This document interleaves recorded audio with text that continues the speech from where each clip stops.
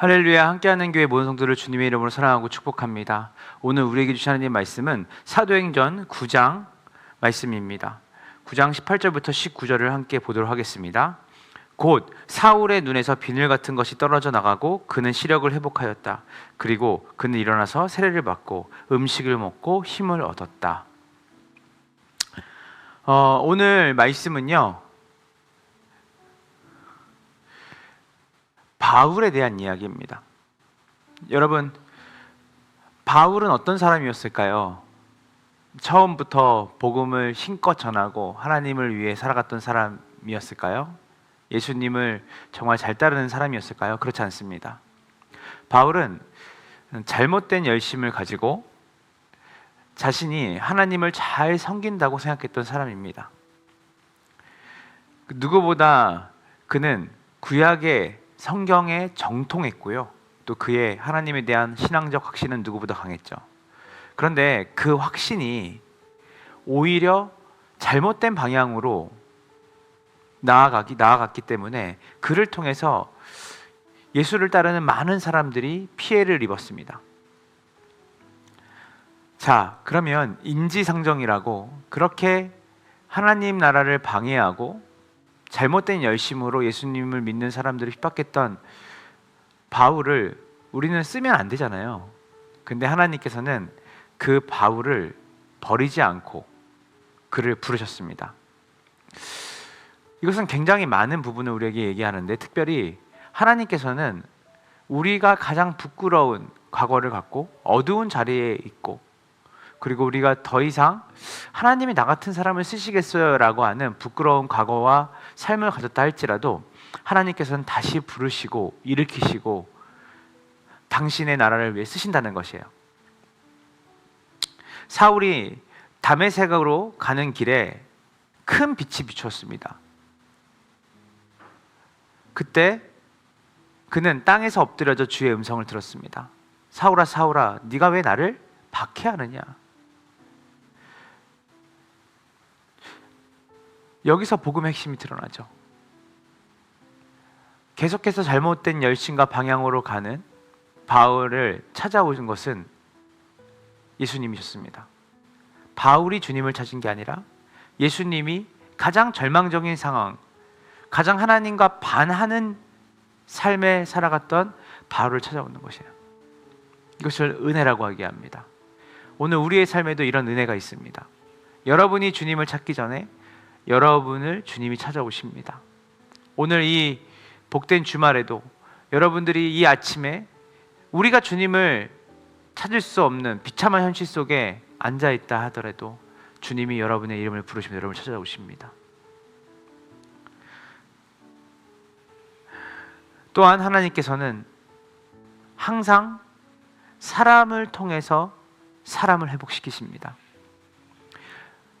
예수님은 직접 그 사울을 만나고 사울을 신비한 능력으로 세우실 수 있었지만, 주님은 아나니아라고 하는 형제를 통해서 사울을 치료하십니다.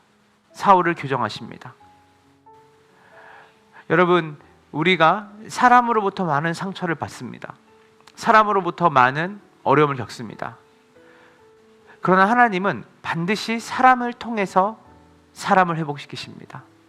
하나님의 사람을 통해서 사람을 위로하시고 격려하시고 그를 일으켜 세우십니다.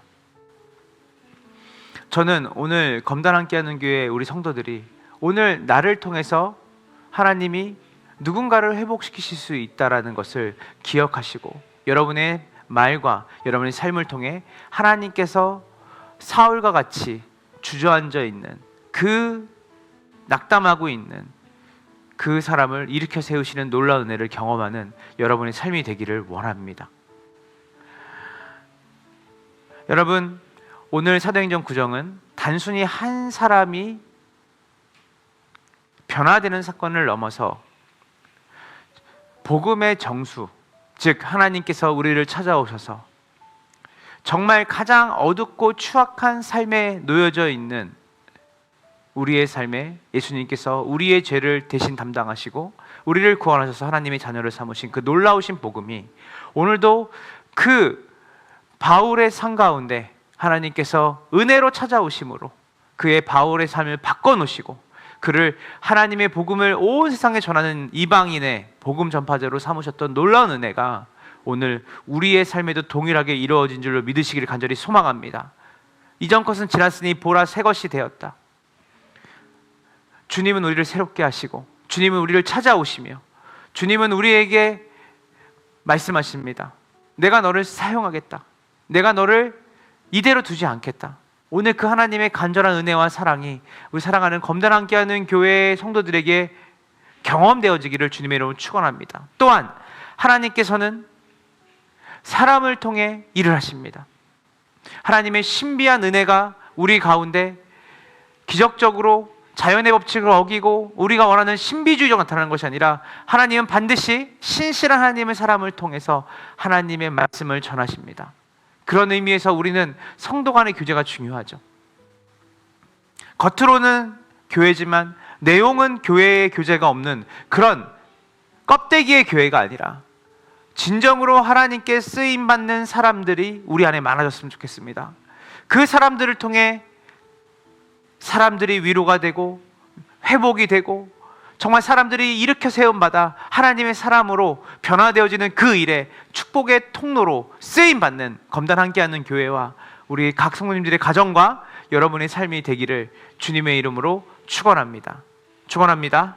하나님 사도행전 9장의 말씀을 통해서 지금도 넘어진 자를 부르시고 잘못된 방향으로 가고 있는 자를 교정하셔서 옳은 길로 가게 하신 하나님을 봅니다.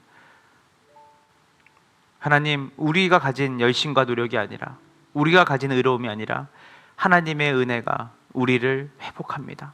우리를 찾아오시는 하나님의 은혜가 우리를 일으켜 세웁니다.